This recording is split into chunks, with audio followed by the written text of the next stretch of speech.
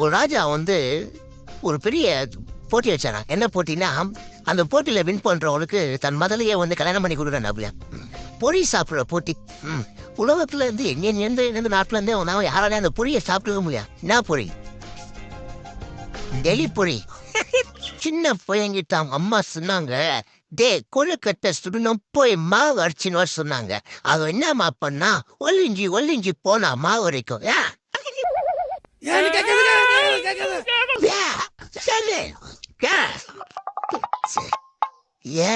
ஏன்னா அவங்க அம்மா அவனை நைஸா அடிச்சுன்னு சொன்னாங்க. ஒரு பையன் பக்கெட்டு ஃபுல்லா தண்ணிய புச்சான். அதுல ஒண்ணு போட்டான். பக்கெட்ல இருக்க தண்ணிலாம் கொஞ்சம் கொஞ்சமா கீழே இறங்கிச்சு. என்ன போட்டான்? என்ன போட்டா?